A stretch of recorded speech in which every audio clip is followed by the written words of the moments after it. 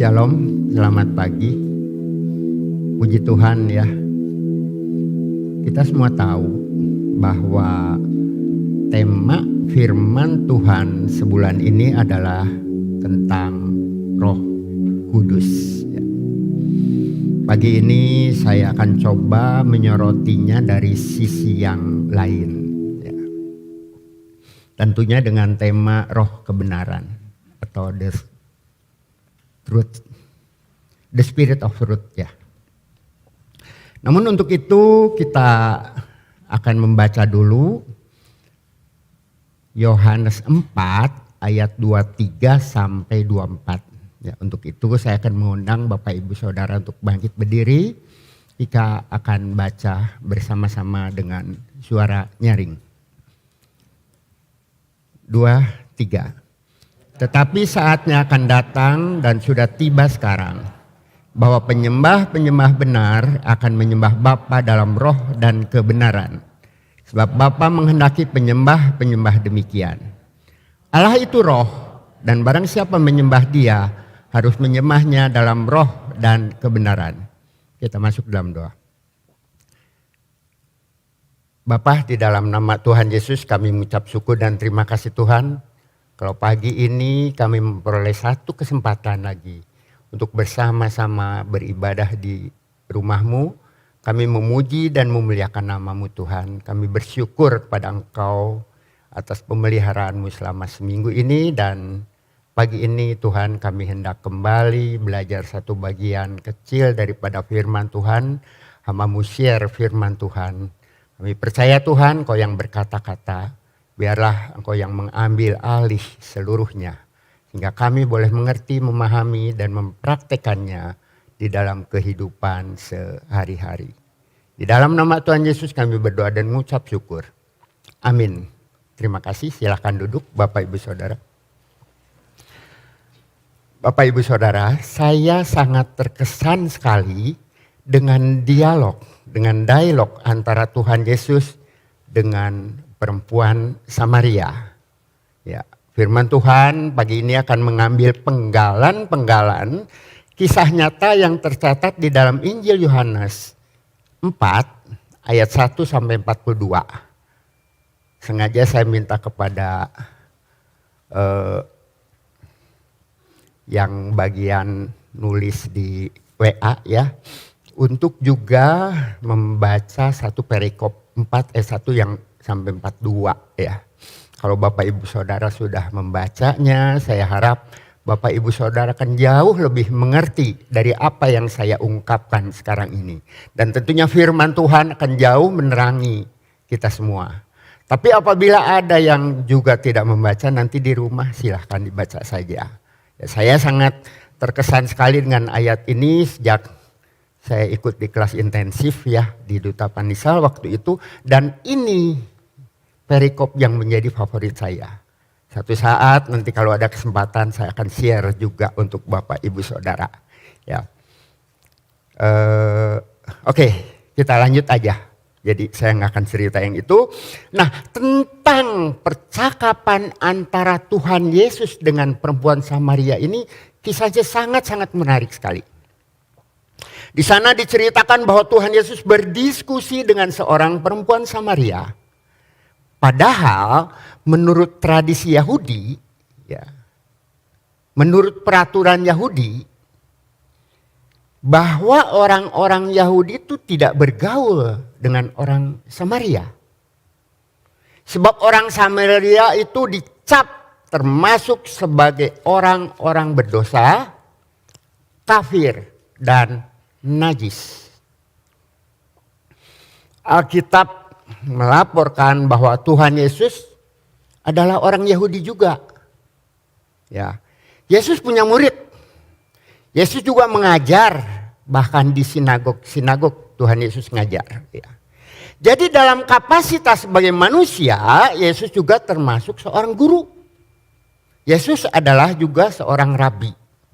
Nah, secara tradisi bagi para rabi Yahudi, jangankan bergaul dengan orang Samaria. Melintas saja ke wilayah Samaria sangat-sangat dihindari. Sebab menganggap akan menjadikan dirinya tuh najis. Ya. Nah, seolah-olah ada stempel yang mencap, yang melekat pada orang-orang Samaria bahwa masyarakat Samaria itu termasuk golongan kedua. Orang-orang berdosa yang levelnya lebih rendah dari masyarakat pada umumnya waktu itu. Ya. Nah, perempuan dalam kisah ini sangat-sangat tahu diri. Ya, saya mau katakan seperti itu, atau mungkin dia udah mencap dirinya, selain ia dari golongan Samaria, ia juga bukan perempuan baik-baik. Alkitab ini menjelaskan bahwa wanita Samaria itu sudah bergonta-ganti laki-laki sebanyak 5 kali. Tapi Alkitab di terjemahan bahasa Indonesia ditulis bahwa ia sudah berganti suami sebanyak 5 kali. Dan sekarang ia hidup dengan seorang laki-laki yang bukan suaminya. Nah, manakala perempuan Samaria itu butuh air, tidak menimba pagi hari. Mungkin saja ia malu. Mungkin dia bertemu dengan menghindari bertemu dengan orang-orang tertentu. Sebab jika menimba pagi-pagi, tentu banyak orang yang juga datang ikut menimba air di sana. Ya. Nah, pertanyaannya, apakah benar melintas wilayah Samaria itu terlebih ngobrol, berdialog dengan perempuan berdosa itu membuat seseorang menjadi najis? Buktinya, dalam perjalanan menuju Galilea, Tuhan Yesus justru melintasi wilayah Samaria. Ya, diceritakan waktu itu maka sampailah Tuhan Yesus ke sebuah kota di Samaria yang bernama kota Sikar. Ya. Nah, ketika Yesus sedang beristirahat dan duduk di tepi sumur Yakub yang ada di sana, maka datanglah kira-kira jam 12 siang seorang perempuan Samaria hendak menimba air. Nah, kesempatan ini dipakai untuk Yesus dengan berdialog dengan orang Samaria. Ya, inilah yang saya terus terang sangat terkesan sekali. Ya, ini ada hubungannya dengan kisah Adam, tragedi Adam, bagaimana waktu itu Adam tertipu oleh iblis. Ya, iblis, setan yang bahasa aslinya itu menjiplak, memelintir, meniru, dan menyiarkan kabar palsu. Ini ada jiplakan dari kisah di sini. Ya, saya juga sangat terkaget-kaget. Ya, itu nantilah satu saat saya akan sharingkan kepada Bapak Ibu Saudara. Ya, kita lanjutkan aja lah. Ya, mari kita amati dan ikuti jalan ceritanya. Poin pertama adalah kuasa percakapan. Ini kuasa percakapan ini yang seringkali dipakai juga oleh orang-orang tertentu untuk mempengaruhi dengan pola yang salah. Tetapi Tuhan Yesus di sini jelas. Percakapan Tuhan Yesus adalah firman Tuhan. Adalah percakapan yang benar. Pada saat itu Yesus membuat satu terobosan ya. Seolah-olah Tuhan Yesus melanggar tradisi masyarakat Yahudi di sana. Yang pertama Yesus tadi dikatakan melintasi wilayah Samaria. Yang berikutnya Tuhan Yesus justru berdialog dengan perempuan Samaria. Yang waktu itu sangat dihindari oleh orang-orang masyarakat pada umumnya di sana. Terutama orang-orang Yahudi. Nah, dalam kapasitas Tuhan, Yesus itu tidak bisa dan tidak mau dibatasi oleh peraturan atau tradisi manusia. Ingat, Yesus adalah Tuhan yang punya otoritas. Jadi waktu itu secara peraturan Yesus itu dianggap melanggar. Sampai akhirnya satu saat Tuhan Yesus itu mati di kayu salib. Karena dianggap melanggar peraturan-peraturan Taurat. Peraturan-peraturan yang ditulis di dalam hukum Taurat. Dan melanggar peraturan orang-orang Yahudi di sana.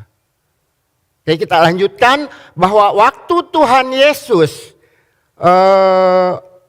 berdialog dengan perempuan Samaria, ini adalah satu bukti bahwa Tuhan Yesus sesungguhnya tidak pernah membeda-bedakan status sosial seseorang.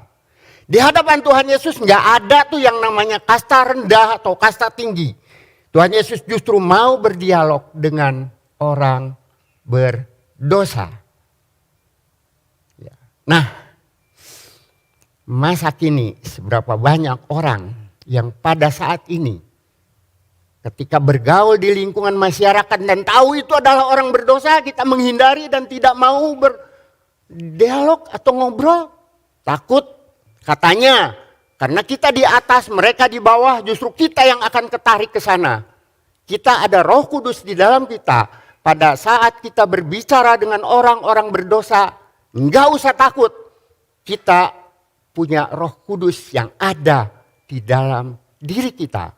Tuhan Yesus akan memakai Bapak Ibu Saudara untuk berbicara. Dan Tuhan Yesus juga dalam kapasitas hari ini sebagai Roh Kudus tentunya akan berbicara dengan orang tersebut. Kita hanya mengungkapkan saja, kita hanya bicara saja, tetapi kita tidak bergaul dengan mereka, ikut dengan pola mereka. Kita boleh bicara. Nah, di dalam cerita ini Yesus mengambil inisiatif membuka percakapan dengan perempuan itu yang dicap najis dengan berkata, "Berilah aku minum." Ya, Tuhan Yesus membuka percakapan. Lalu apa jawab perempuan itu? Kita lihat Yohanes 4 ayat 9. Di sana dikatakan, "Masakan engkau seorang Yahudi minta minum kepadaku orang Samaria?" Sebab orang Yahudi tidak bergaul dengan orang Samaria. Ayat ini jelas mengatakan bahwa secara tradisi orang Yahudi itu enggak bergaul dengan orang Samaria. Dan wanita ini juga sadar untuk hal itu. Nah, di dalam dialog selanjutnya Yesus mengatakan bahwa minum air dari sumur Yakub akan haus lagi. Tetapi minum air yang Yesus berikan tidak akan haus untuk selama-lamanya. Perhatikan, sekarang kondisinya dibalik. Tadi di awal percakapan Tuhan Yesus yang minta air untuk minum. Tapi selanjutnya Yesus menawarkan air kehidupan. Nah, ini adalah pola yang Tuhan Yesus katakan. Dan ini yang akhirnya banyak pada saat ini dipelintir oleh kuasa-kuasa yang bukan dari Tuhan. Dan itu ada hubungannya dengan kasus di Taman Eden. Bagaimana setan memelintir perkataan Tuhan Yesus, menjiplak perkataan Tuhan Yesus, memasukkan dan memelintir sehingga banyak orang disesatkan. Bilangnya apa? Dari firman Tuhan.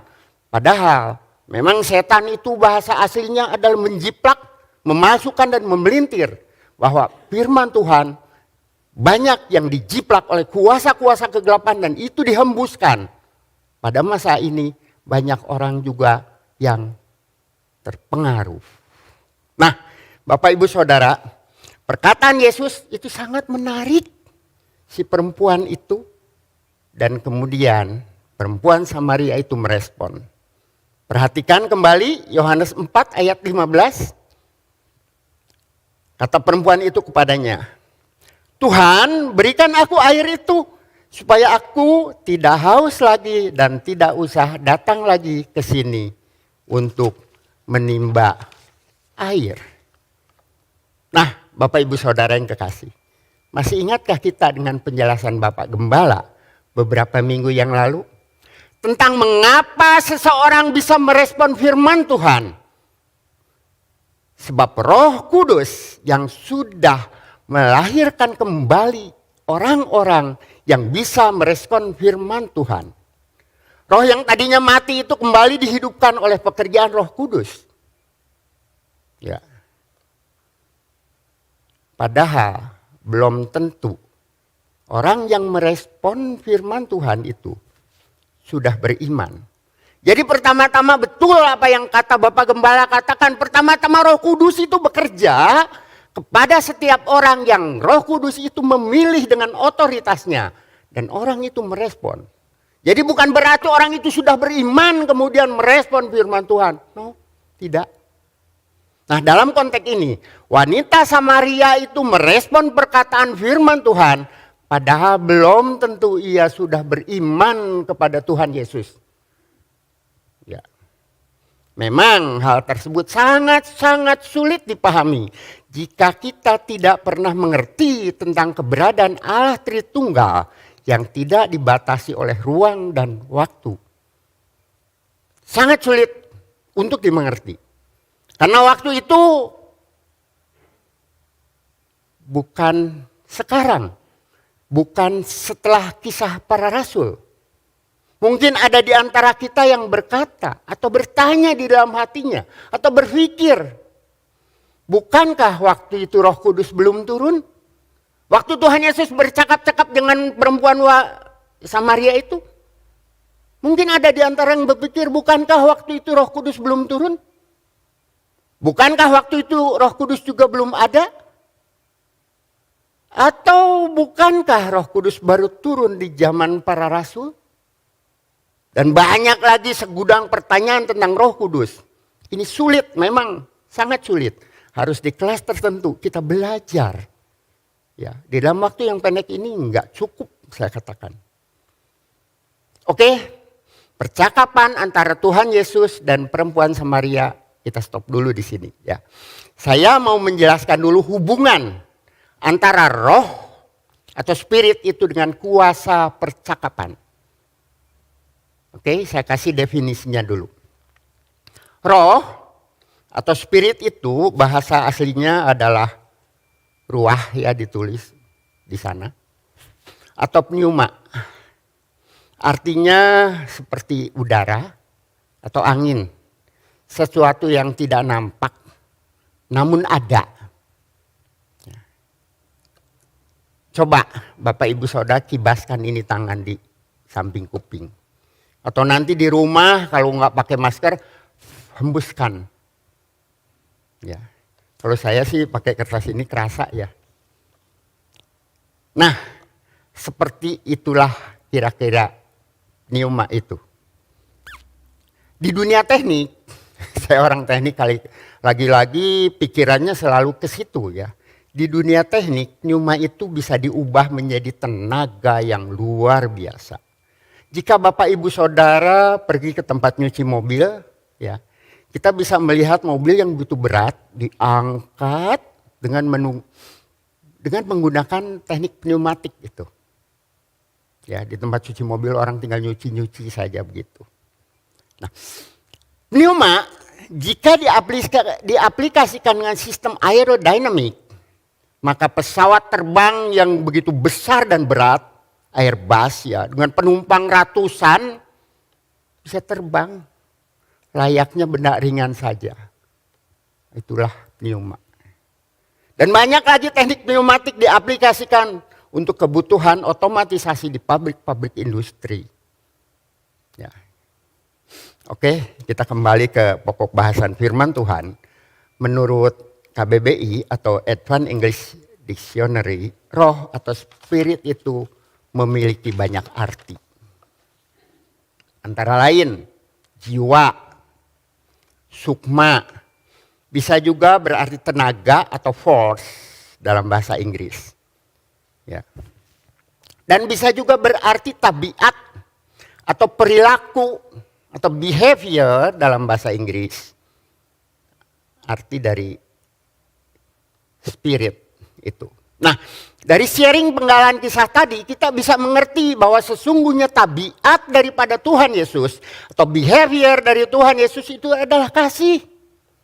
Jadi spirit atau roh kebenaran yang ada pada Tuhan Yesus itu adalah kasih.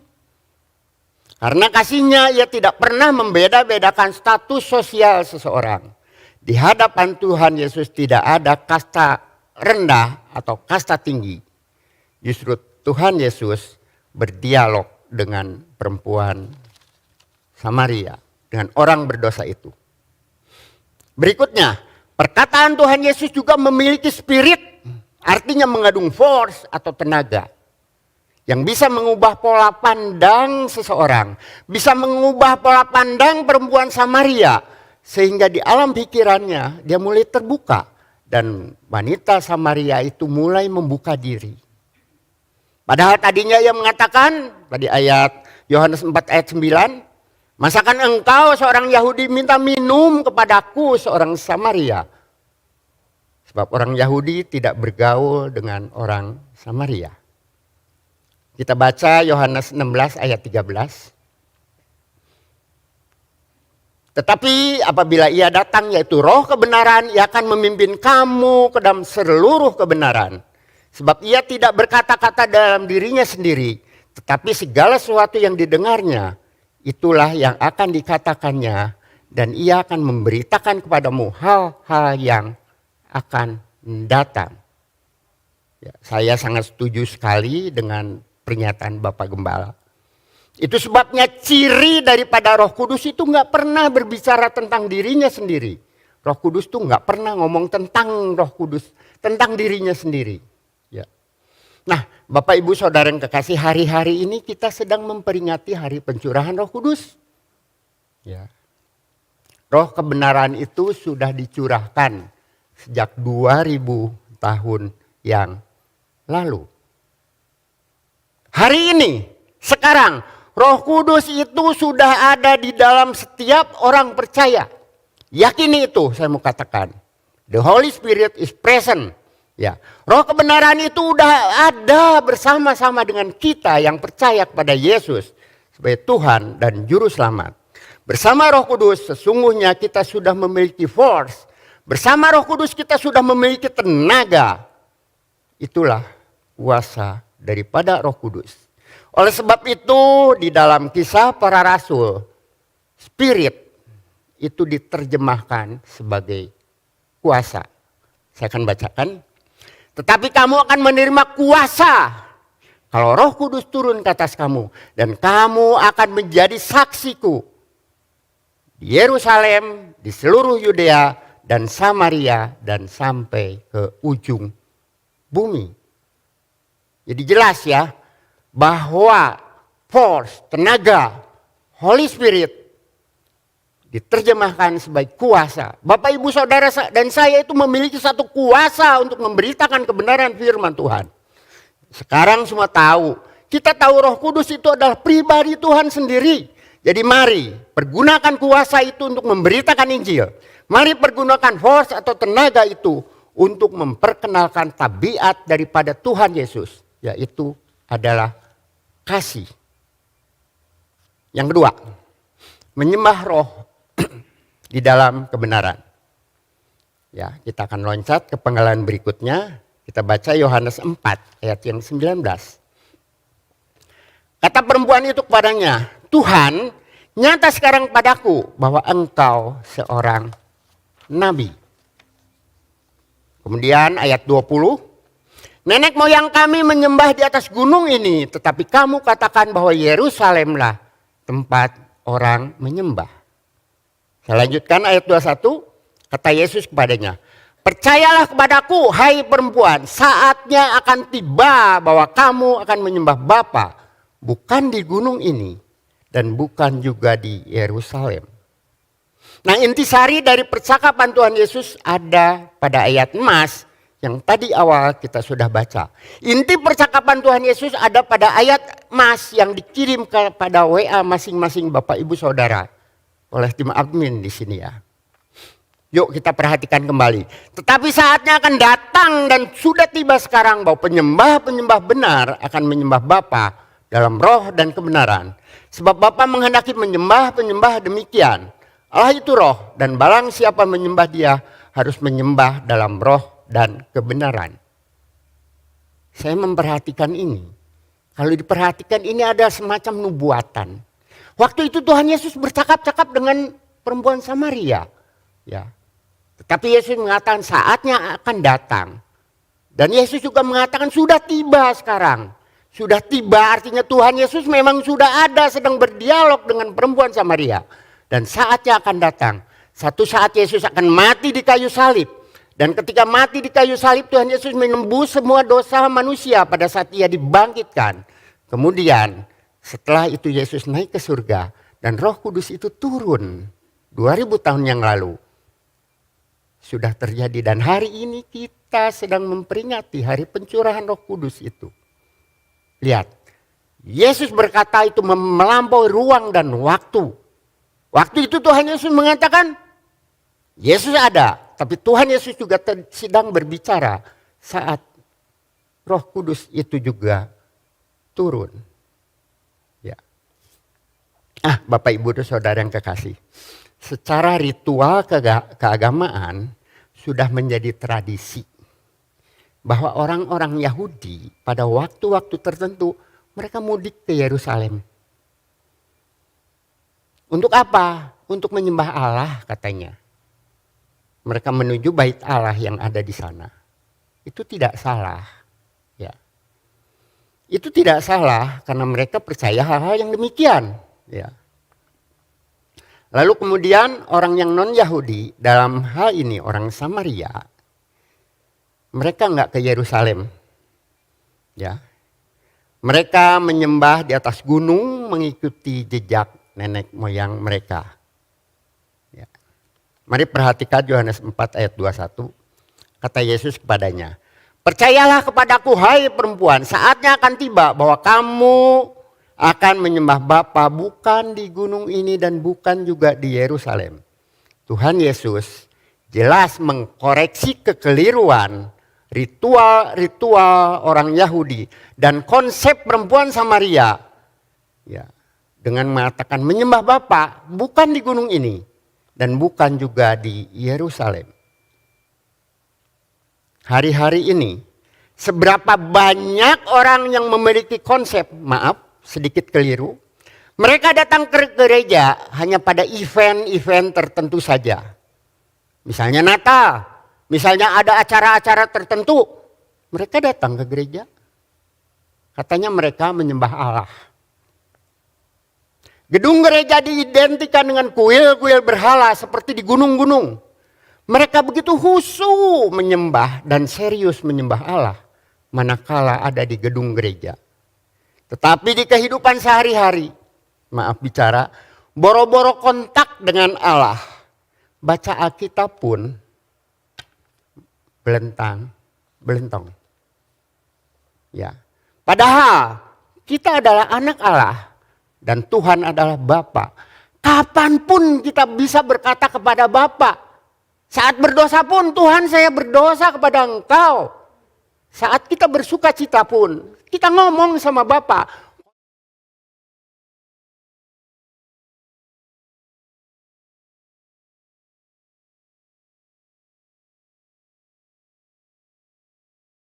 Tertentu datang di gereja, tidak. Kapanpun kita bisa menyembah Allah. Ya. Nah, bagaimana dengan pagi ini kita datang ke gereja? Tujuannya adalah saya mau katakan untuk mentaati. Tujuannya adalah untuk memuji Tuhan. Dan tujuannya untuk mengucap syukur.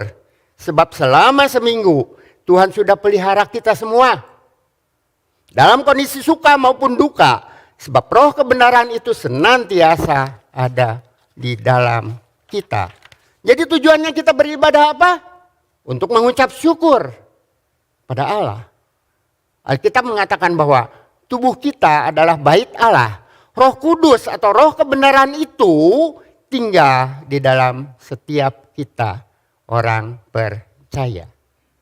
Sedangkan di tempat ini kita bisa berfellowship. Di tempat ini kita bisa berkomunitas dan bersekutu dengan saudara seiman. Itu penting perhatikan. Ya. Dan di tempat ini kita bisa saling melayani satu dengan yang lain. Dan tentunya belajar akan firman Tuhan. Ingat, ada Sharon, ada Bless, ada KKW atau KKP, dan Victory Kid untuk anak-anak. Menyembah Allah di gereja itu baik saya katakan. Namun akan jauh lebih baik jika di kehidupan sehari-hari kita pun tetap konsisten kontak dengan Allah. Sebab kontak dengan Allah itu tidak membutuhkan ritual-ritual tertentu. Pada saat kerja pun kita kontak dengan Allah. Di mana saja boleh.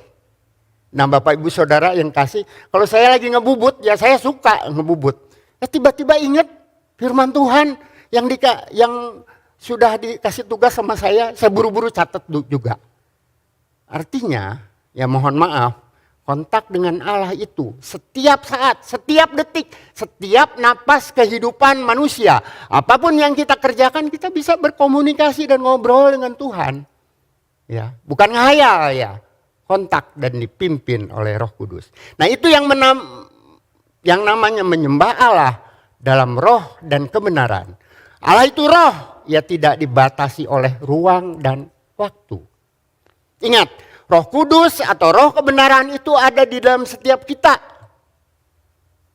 Sehingga memungkinkan kita bisa terus kontak dan komunikasi dengan Allah. Memperhatikan, tolong jangan gagal paham, jangan salah paham. Jangan sampai di pikiran ini keliru dengan mengatakan bahwa kalau gitu gak ke gereja gak apa-apa dong. Saya bisa kontak terus dengan Tuhan. No. Jangan salah paham. Sebagai makhluk sosial, kita harus tetap bersekutu dengan saudara seiman. Kita harus memiliki komunitas yang sehat di dalam gereja. Dan kita bisa belajar firman Tuhan. Wadahnya apa? Wadahnya adalah gereja. Amin. Untuk firman Tuhan, waktu dan tempat saya kembalikan kepada Bapak Gembala. Kami undang Bapak-Bapak ini untuk bangkit berdiri. Ya, kita sudah dengar bahwa kita menyembah Allah bukan hanya di gereja. Ya, orang-orang Samaria bilang mereka menyembah Allah di Gunung Gerizim. Orang-orang Israel berkata di Yerusalem. Lebih-lebih sekarang Roh Kudus ada dalam hati kita. Setiap saat kita bisa kontak dengan Allah. Setiap saat roh kebenaran itu, roh penolong itu, roh penghibur itu ada di hati kita. Biarlah kita mempunyai pengertian yang benar sehingga kita menjadi orang yang percaya Yesus secara mantap. Mari kita berdoa. Bapa kami yang ada di surga, biarlah firman Tuhan kau meteraikan dalam hati kami. Karena kami tahu tidak seperti di perjanjian lama. Saat ini Roh Kudus ada di dalam hati kami. Ada di dalam bait Allah. Karena hati adalah bait Allah. Oleh karena itu dalam keadaan apapun, biarlah kita minta tolong kepada roh kebenaran itu, roh penghibur itu, roh yang memberi kekuatan kepada kita. Karena roh itu ada di dalam hati kita. Roh Kudus sudah dicurahkan 2000 tahun yang lalu. Oleh karena itu kalau ada apapun yang terjadi, saudara, minta tolong kepada Roh Kudus. Terima kasih Tuhan, terima kasih. Biar kau urapi Pak Jinbeng sehingga kemanapun dia pergi, dia bisa menjadi berkat untuk membuat orang menjadi kuat, untuk menjadi orang terhibur. Karena Roh Kudus yang berbicara. Lewat Pak Jinbeng banyak orang kembali dikuatkan. Terima kasih Tuhan. Terima kasih. Sekali lagi ya Tuhan, biarlah setiap kami mendengar firman Tuhan, kami mempunyai pengertian yang benar. Dan kebenaran itu yang membebaskan kami, yang memerdekakan kami dari segala ketakutan dan kekhawatiran. Terima kasih Tuhan, terima kasih. Kami akhiri ibadah ini dengan penuh rasa syukur. Hanya dalam satu nama, Yesus Kristus, Juru Selamat dan Penebus kami yang hidup. Dan sekarang saudara, marilah kita angkat tangan kita untuk menerima berkat Tuhan. Kiranya berkat dari Allah Bapa, kasih karunia, damai sejahtera dan sukacita daripada Tuhan Yesus, dan persekutuannya Roh Kudus menyertai saudara-saudara dari saat ini sampai Maranatha, kedatangan Tuhan Yesus yang kedua kali.